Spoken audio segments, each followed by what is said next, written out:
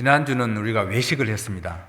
특별한 외식으로 영의 양식을 먹었는데 외식도 가끔 먹어야 맛있잖아요, 그렇죠? 이제 또 다시 우리는 고린도 전후서 말씀으로 또 좀 투박해도 건강식이다 생각하시고 이렇게 같이 드셨으면 좋겠습니다. 우리가 성령의 은사에 대한 말씀을 계속 살펴보고 있습니다. 지난번에 12장 말씀에서 사도 바울은 더욱 큰 은사를 사모하라라고 그랬어요.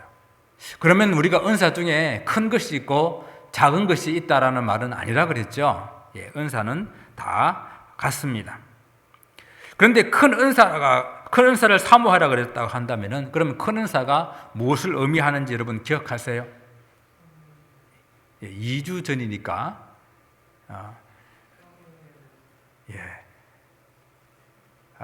기억 안 하는 게 저는 감사한 거예요. 그래서 제가 계속 설교를 하죠, 그렇죠? 큰 은사는 그리스도의 몸된 교회에 유익을 끼치는 은사가 그 은사가 큰 거다 그랬어요. 방언이 크다, 예언이 크다 이런 것이 아니라 내가 받은 은사가 그리스도의 몸된 교회를 정말 유익하게 하는가? 그 유익하게 쓰임 받으면은 다른 사람들이 뭐라 말하든지 간에 그 은사는 가장 큰 은사입니다. 잊어버렸더라도 다시 한번 마음속에 우리 머릿속에 기억할 수 있기를 바랍니다. 바울은 이미 어떤 은사든지 그 은사가 크고 작고 우월하고 열등하고 그런 것이 없다라는 것을 분명히 밝혔습니다.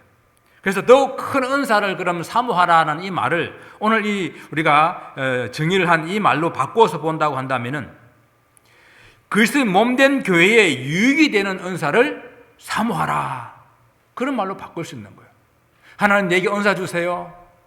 하나님 내게 은사 주십시오라고 기도할 때에 그 기도가 어떤 기도되는가 하면은 하나님 내가 정말 교회에 쓰임 받을 수 있고 교회에 유익한 그런 삶이 될 수 있도록 하나님 은사를 주세요. 하나님께서 기뻐서 주실 그런 은사일 것입니다. 성령의 은사를 받아서 그냥 개인적인 신앙의 유익만을 위해서가 아니라 우리를 함께 더불어 공동체의 주님의 몸을 이루라고 하신 이 교회에 유익이 되느냐, 정말 이 유익이 되기 위해서 은사를 사모하고 구해야 된다는 것입니다. 이제 그러면서 사도 바울은 이 로마서 12장을 끝맺으면서 그래서 우리에게 가장 좋은 길, 그 길을 보여주겠다라고 말했는데요. 오늘 사도 바울이 우리에게 제시하고 있는 가장 좋은 길, 그 길을 우리가 함께 살펴보기를 원합니다. 먼저 우리가 이 본문을 함께 읽었기 때문에 눈치를 챘을 것입니다. 가장 좋은 길, 그 길은 또 가장 큰 은사 중에 은사라 하는 그 길은 무엇일까요? 무엇이겠습니까? 사랑입니다. 우리 성도님들은 눈치가 백단이라서 오늘 딱 설교 제목 보면은 목사가 뭘 말하겠다 여러분 다 짐작하시고 오늘 본문 보면은 또 무슨 말씀을 하실 것이라는 것을 다 기억을 이렇게 짐작을 하실 것입니다. 그런데 그 제목, 그 답 아는 게 중요한 것이 아니라 알고 있는 답, 그것을 우리가 어떻게 사느냐 하는 것이 중요한 것이죠.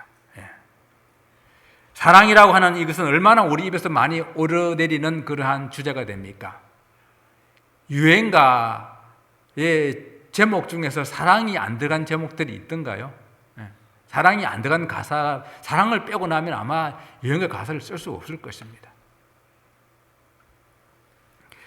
하지만은 진정한 사랑의 고백과 행함이 이 땅에 없기 때문에 어떤 사람에게는 가장 듣고 싶은 말, 그 말이 사랑해라는 그 말일 수도 있어요. 제가 언제 한번 말씀드렸죠.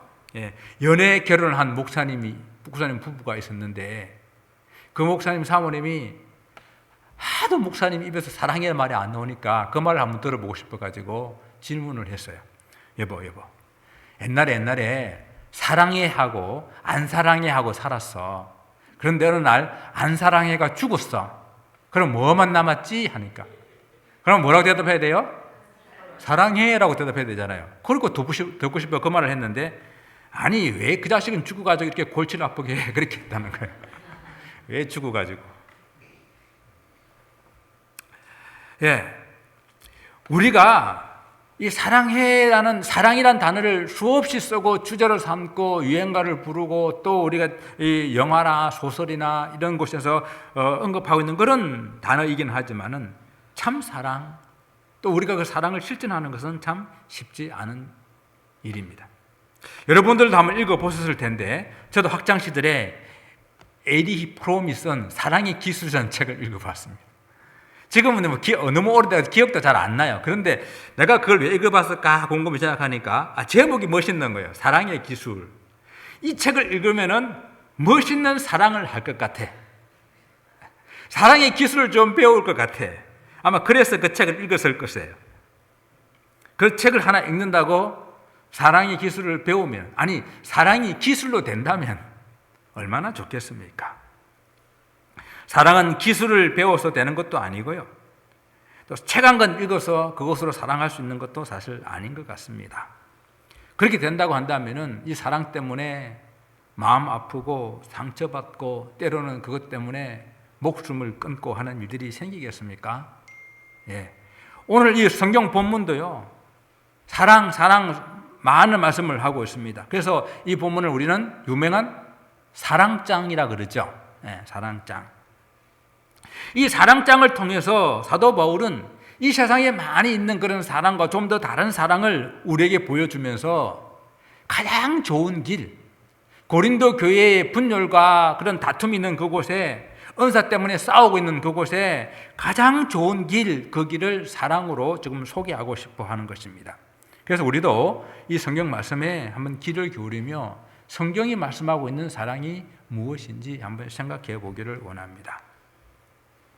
물론 사도 바울이 말하려고 하는 사랑은 세상의 사랑과 다른 성령의 은사와 관련하여 이야기하는 것입니다.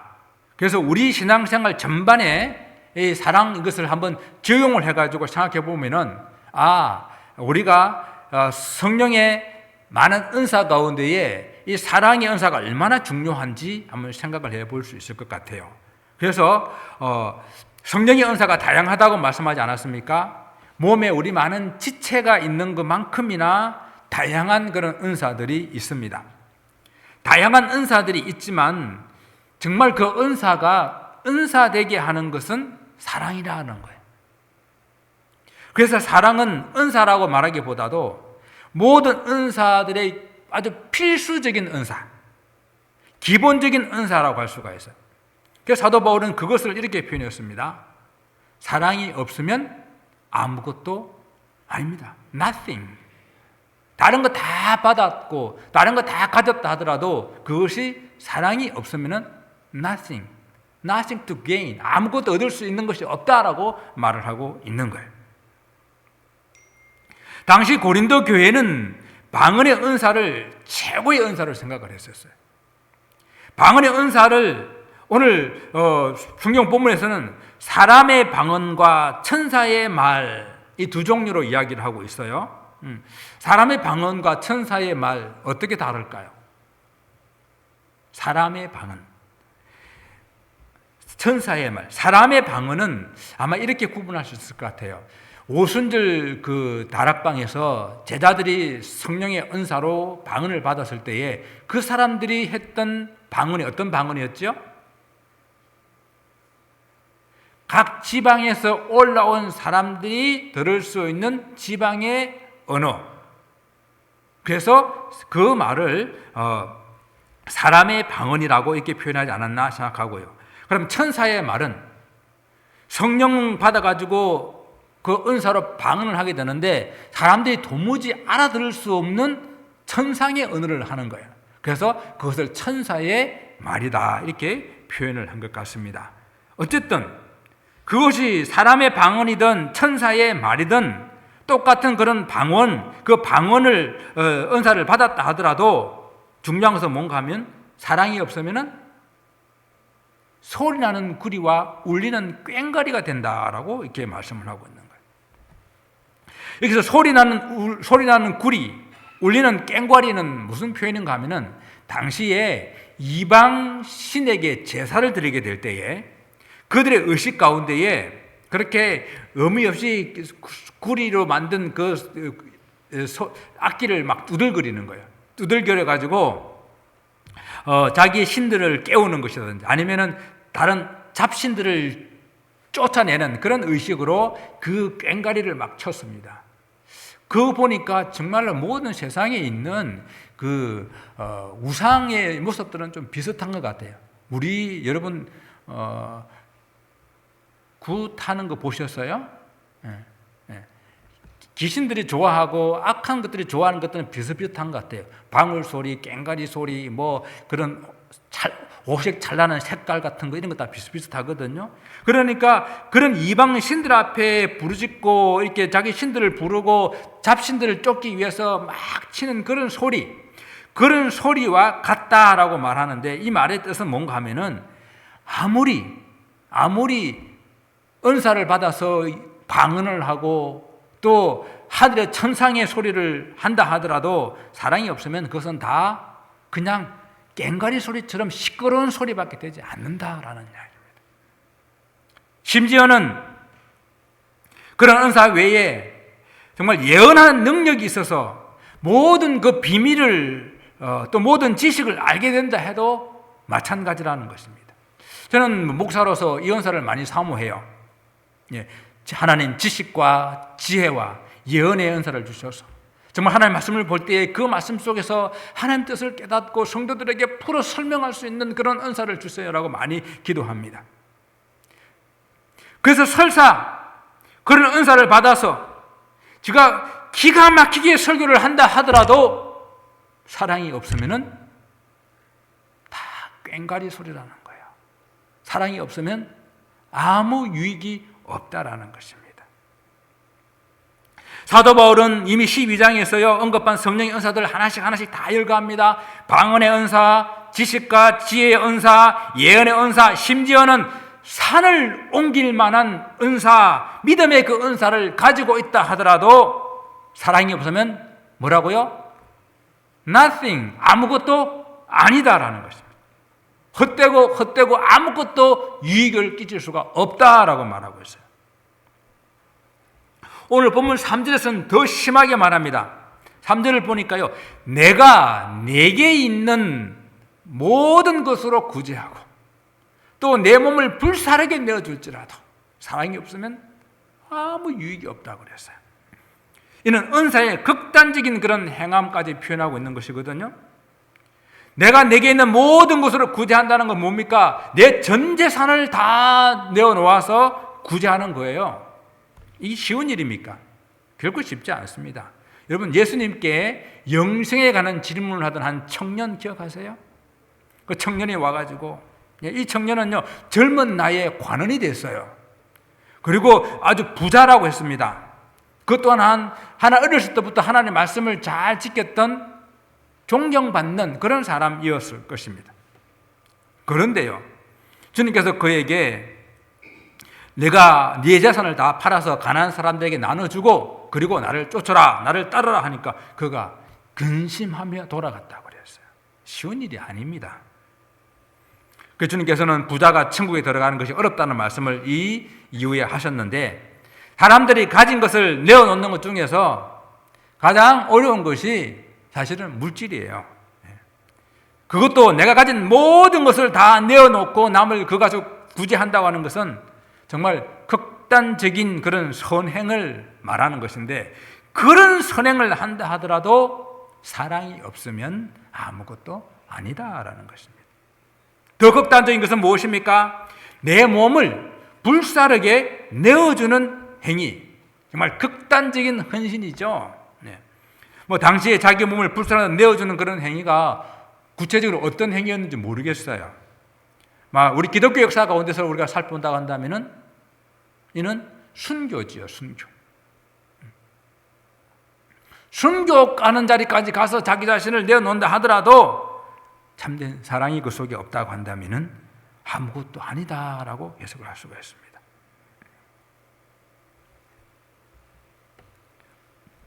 이 두 가지 표현, 극단적으로 자기의 전 재산을 다 바친다 해도, 자기 목숨을 내어놓는다 할지라도 사랑이 없으면 그 행동은 아무것도 아닌, 즉 아무런 유익이 없는 것이 되고 만다라고 하는 것을 강조하고 있습니다. 여러분, 우리가 어떤 은사를 받았다 할지라도 그 은사를 사랑으로 행하지 아니하면은 그 은사는 그리스도의 몸된 교회에 아무런 유익이 없고 그 몸된 교회를 이루고 있는 성도들에게도 아무런 유익이 없습니다. 그래서 우리 한번 따라하기를 원합니다. 사랑이 없으면 아무것도 아닙니다.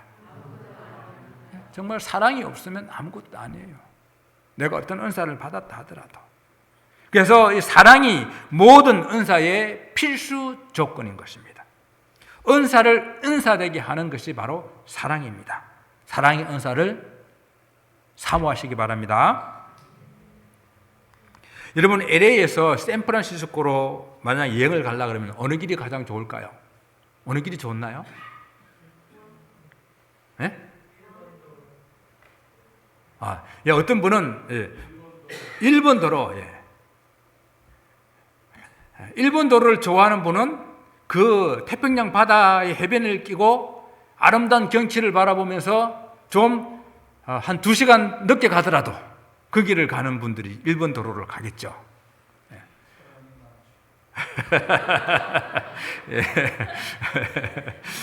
그리고 좀 급하면은 5번을 타고 약 6시간 만에 샌프란시스코를 갈 겁니다. 조금 여유가 있으면은 중간에 101번을 빠져가지고 올라가서 갈 거예요. 사람에 따라 가지고 어느 길을 선택하든 그 기호에 따라 선택할 것입니다. 빠른 길을 선택하시는 분도 있을 거고 안전한 길을 선택하시는 분도 있을 거고 경치 좋은 길을 선택하는 분도 있을 것입니다. 오늘 사도 바울이 우리에게 가장 좋은 길, 그 길을 사랑이라고 말씀하시고 그 사랑의 길을 우리에게 보여주고 있는데, 그러면은 사도 바울이 성령의 은사 중에서 최고의 은사가 사랑이고 그 사랑에 따라 행하는 그 인생의 길이 최고의 가장 좋은 길이라고 말하고 있는데, 그러면 도대체 그 사랑이라는 것이 무엇일까? 그 사랑에 대해서 사랑의 속성을 말하고 있는 말씀을 한번 생각해 보기를 원합니다. 우리가 많이 노래로 부르고 또 알고 있는 그런 내용들인데 다시 한번 마음에 새기면서 한번 실천해 보리라 결단할 수 있기를 바라요. 사랑은 오래 참는 것입니다. 오래 참는 것은 몇 번까지 참으면 될까요? 베드로가 물어봤잖아요. 주님, 내가 한 7번 참으면 잘하는 거지요? 라고 물어봤어요. 그때 주님께서 70번을 7번까지 참아라 그랬습니다. 그러면 490번 참으면 정말 잘 참는다는 말씀입니까? 그것이 아니라 끝까지 참아라는 말씀이잖아요. 끝까지 참아라. 정말 이것까지 참아라. 우리가 그 요한 웨슬레의 유명한 어머니의 자녀 양육에 대한 말씀을 많이 듣게 되는데요. 그 어머니 수잔, 독특한 방법으로 자녀를 양육했는데요. 그 요한 웨슬리의 어머니, 아버지 수잔의 남편은 아주 탄광촌의 가난한 그런 탄광촌에 목회를 하는 목사님이었습니다. 한 번은 아버지 웨슬레가 수잔에게 물어봅니다. 어떻게 당신은 똑같은 그런 일을 그렇게 20번이나 20번이나 그렇게 반복해서 이렇게 할 수가 있고 가르칠 수가 있어? 라고 이렇게 질문을 하니까 그때 수잔 부인이 이렇게 말합니다. 내가 19번만 참았다면은 이 아이가 어떻게 되었을까요? 내가 20번까지 참았으니까, 20번까지 참았으니까 이 아이가 이렇게 변하지 않았습니까? 이렇게 이야기했대요. 오래 참는다고 하는 것은 참 우리가 쉽지 않지만은 끝까지 참아내는 것, 이것까지 참아내는 것, 그것을 성경은 오래 참는 거라고 말씀합니다. 자, 사랑은 오래 참는 거라고 말씀합니다. 두 번째 사랑은 온유한 것이라고 말씀하고 있어요. 온유하다라는 이야기는 자비롭다, 친절하다, 부드럽다 이런 뜻으로도 쓸 수가 있는데요. 사람에 대해 좀 더 관대한 것이죠. 근데 하나님께서 그 온유함을 우리에게 나타내실 때는 이런 단어로 표현했습니다. 여러분 잘 알고 있는 단어 헤세드, 많이 들어보셨죠? 헤세드, 은혜라는 단어. 하나님이 우리에게 그 온유함을 나타내시게 될 때는 은혜, 헤세드를 표현하고 있는데 또 다른 말로는 인자라고 표현하고 있죠. 시편 18편 50절에 이렇게 기록합니다. 여호와께서 기름 부음 받은 자에게 인자 헷세들을 베푸시며 영원토록 다윗과 그 후손에게로다. 이 하나님의 인자는 영원토록 그 자손들에게 베풀어 주시는 그 인자입니다. 우리가 하나님의 온유하신 이 사랑을 입었기 때문에 우리가 오늘 이 자리에 있는 거예요.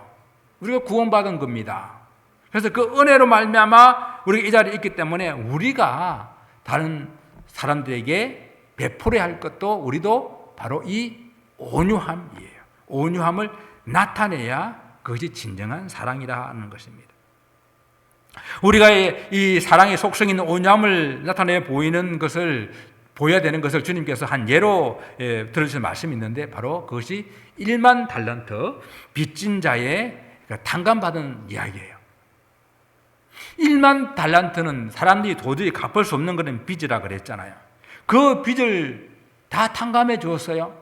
기쁜 마음으로 나가는데 그 동네에서 자기에게 100데나리온 빚진 동료 하나를 만났습니다. 그러면은 조금 전에 1만 달란트를 탕감받았다고 한다면은 보고 허허 웃으면서 뭐예요? 없는 거로 하세라고 하는 것이 너무도 당연하잖아요. 그럼 다른 예를 한번 들어보겠습니다. 여러분 만약에 여러분이 로또를 1등을 당첨됐어요. 그럼 여러분 어떻게 하시겠어요? 여러분한테 빚진 사람이 오겠다. 없는 걸 합시다. 그러지 않겠어요? 우리라도 그렇게 하는데 이는 로또가 아니라 평생 갚아도 갚을 수 없는 그 돈이 1만 달란트거든요. 그 1만 달란트를 빚을 탕감받은 사람이 100데나리온 빚진 사람의 그 멱살을 붙잡고 돈 갚아라. 갚지 않으면은 너를 감옥에 넣어서 갚을 때까지 그 감옥에 넣겠다고 감옥에 집어넣어 버렸습니다. 다른 사람에 대해서 자비와 너그러움을 나타내는 것, 그것이 바로 온유함인데요. 우리는 늘 생각해야 돼요. 나는 어때요? 1만 달란트 빚진 사람이고 다른 사람들은 나에게 얼마 빚졌다고요? 많이 빚져봐야 100데나리온 빚진 사람이다라고 늘 생각하시고 1만 달란트 빚을 탕감받은 사람답게 좀 너그럽게, 온유하게, 자비롭게 이렇게 대하는 것이 그것이 사랑입니다. 그리고 세 번째, 사랑은 시기하지 아니하는 것이라 그랬습니다. 위에 두 가지가 적극적으로 행해지게 되는 그런 긍정적인 표현이라고 한다면 앞으로 나올 이 부분들은 좀 부정적인 표현을 가지고 하지 말아야 될 것을 말씀하고 있어요. 진정한 사랑은 시기하지 않습니다. 여러분 어느 때 시기가 나올까요? 언제 시기를 합니까? 남이 잘 될 때 시기하잖아요. 그래서 우리가 슬픔을 당한 사람을 손을 붙잡고 같이 울어주기는 쉬워도 잘된 사람 정말 축복해주기는, 축하해주기는 쉽지 않습니다. 그것도 먼 곳에 있는 이웃이, 먼 데 있는 사람이 잘 되면 그냥 해줄 수 있는데 내 가까운 이웃이 잘 되면 왜 그렇게 우리는 축하해주기가 어려운지 몰라요. 그죠? 먼 다른 교회가 잘 되는 것은 좀 잘 봐줄 수 있는데 바로 우리 옆에 있는 교회가 부흥하고 잘 되면은 그 참 어려워요. 그죠? 그런데 사랑은 뭐라 그럽니까? 시기하지 아니하는 거라고 그렇게 말씀하셨습니다. 다른 교회 성도 잘 되는 거 봐줄 수 있는데 내 옆에 앉은 성도가 잘 되는 거 못 봐주는 것 아니라 정말 내 옆에 앉은 성도가 잘 되기를 바라는 것, 그것이 사랑이거든요. 그래서 한번 우리 해볼까요? 옆에 분에게 잘 될 것입니다. 지금 아픈 그 문제 해결될 것입니다. 그렇게 해결될 때 같이 정말로 기뻐해 줄 수 있기를 바라요. 사랑은 자랑하지 않는다 그랬습니다. 사람들이 모여서 하는 이야기 대부분 보면 다 자랑이에요. 그래서 우리가 같이 이제 모여서 목사님들도 모여가지고 자랑을 하는데 은근히 자랑하거든요. 우리 자랑하지 맙시다 그러면은 내 20불만 내고 자랑할게 그래요. 어느 목사님. 그래서 20불 딱 내더니 자기 딸 자랑을 하더라고요. 딸이 노래를 잘한다나 어떻게 한다나. 우리는 이렇게 자랑을 합니다. 고린도 교회에서의 문제는요, 내가 받은 은사가 더 크다, 내가 받은 은사가 더 좋다, 그거 자랑하고 싶어가지고 다른 사람들과 비교해가지고 자기가 더욱더 우월하다, 월등히 낫다라는 것을 자랑하는 거예요. 여러분, 은사라고 하는 것은 하나님의 선물이잖아요. 값없이 받은 선물인데 마치 자기가 받을 만한 자격이 있어서 받은 것처럼 자랑하는 것. 다 그 교만이 원인인데, 그래서 또 사랑은 교만하지 않는 거라고 말했습니다. 바로 자랑이 교만에서 나오게 되는 것인데요. 교만에서 자랑이 나오고, 자랑이 투기를 불러일으키고, 투기는 싸우게 만드는 거예요. 분쟁하게 만드는 겁니다.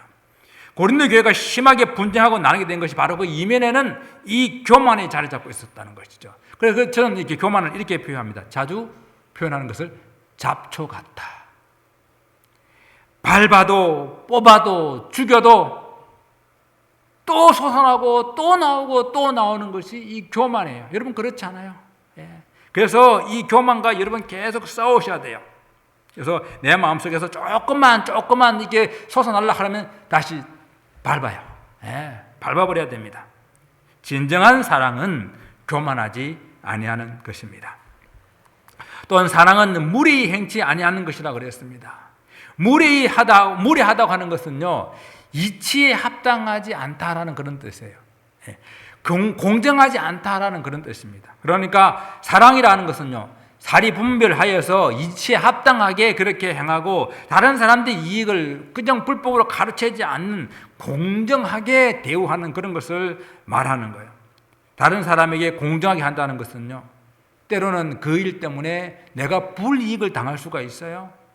그렇지만은 공정하게, 그것이 꼭 물질적인 것뿐만 아니라 받아야 될 존경들, 칭찬들, 그 수고에 대한 노력에 대한 그것도 가르치지 않고 다 돌려주는 것, 그것을 무례하게 하지 않는 것이다라고 성경은 말합니다.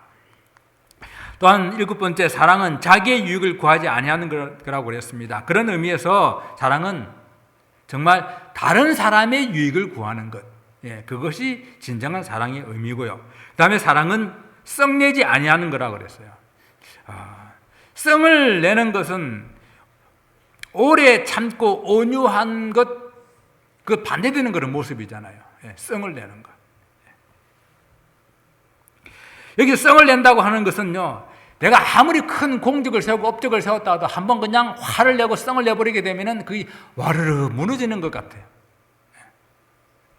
우리 가운데서도 이 자기 감정을 잘 이렇게 컨트롤을 못하는 그런 부분들이 있잖아요.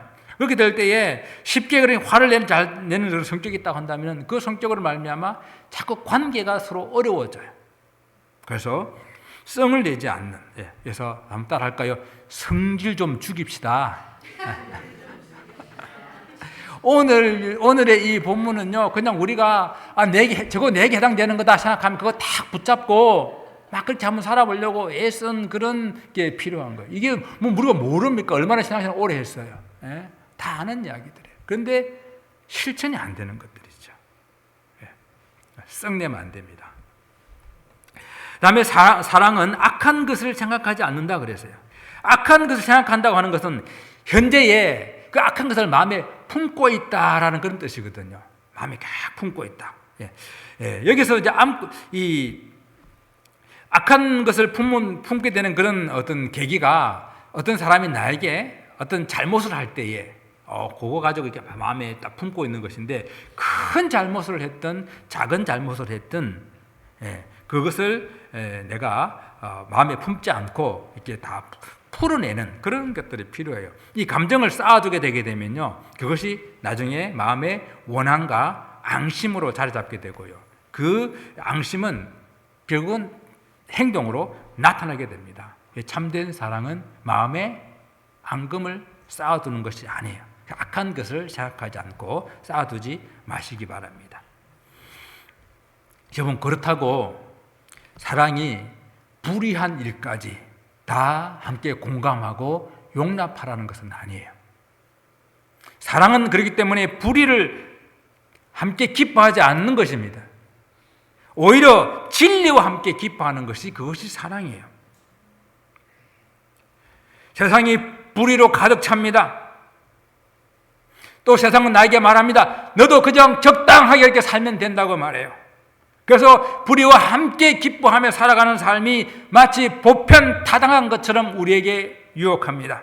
그럴 때 사랑은 그런 불의와 함께 기뻐하는 것이 아니야 라고 끊어낼 수 있어야 돼요. 오히려 진리와 함께 기뻐한다. 진리를 마치 의인화해서 진리를 내 편에 두고 내가 진리와 함께 사는 것처럼 그렇게 함께 살아가는 것, 그것이 사랑이라고 말하는 거예요. 여러분 다 자녀들을 키우잖아요. 자녀들이 불의한 일을 행하고 악한 일을 행할 때에 그냥 모른 척 하십니까? 그렇지 않잖아요. 때로는 때려서라도 바른 길로 가게 해야 되는 것이 부모 아니에요. 그것이 참된 사랑 아니겠습니까? 그래서 사랑은요, 이 세상이 악으로 치달을 때에 그저 우리도 함께 그 악을 따라가고 악을 행하는 그 불의를 함께 기뻐하는 것이 아니라 단호하게 끌어내고 우리는 오히려 진리의 편에 서서 진리를 행하며 살아가는 것, 그것이 사랑입니다. 그래서 사랑은 진리와 함께 기뻐하고 그 진리가 세상에 충만하도록 함께 애쓰는 그런 삶을 우리가 살아가는 거예요. 이 땅에 진리가 충만하도록 내가 진리 가운데 서 있고 진리와 함께 기뻐하는 삶을 살 수 있기를 바랍니다. 마지막으로 이제 이 사랑은요, 모든 것을 참으며 모든 것을 믿으며 모든 것을 바라며 모든 것을 견디느니라 라고 말씀하고 있어요. 사도 바울이 마지막으로 사랑의 속성을 종합하면서 그 앞에다가 모든 것이라는 말을 집어넣어서 우리가 참고 믿고 바라고 견디되 모든 상황 가운데서 모든 시간 가운데서 모든 장소에서, 즉 우리의 삶의 모든 순간순간에 우리는 이렇게 참고 믿고 바라고 견뎌내야 돼. 그것이 참 사랑이다라고 말씀하는 거예요. 예. 모든 삶에서 진정한 사랑으로 행하는 것이 성도들이 가야 할 가장 좋은 길이에요. 예. 사랑하는 성도 여러분, 사도 이 바울이 우리에게 보여주고자 하는 이 사랑이 인생의 가장 좋은 길이 되는 이유는요, 그 사랑이 우리에게서부터 나온 것이 아니라 하나님의 절대적인 하나님의 사랑, 그 아가페 사랑, 하나님으로부터 나왔기 때문입니다.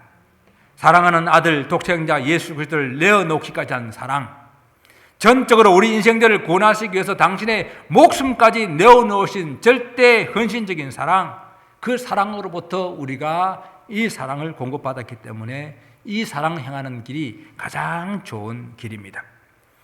우리가 가진 사랑으로는 이런 진정한 사랑을 행할 수가 없습니다. 그러나 가장 큰 은사, 이 사랑의 은사를 우리 주님으로부터 받게 되게 되면 우리는 이 가장 좋은 길을 행하며 갈 수 있게 됩니다.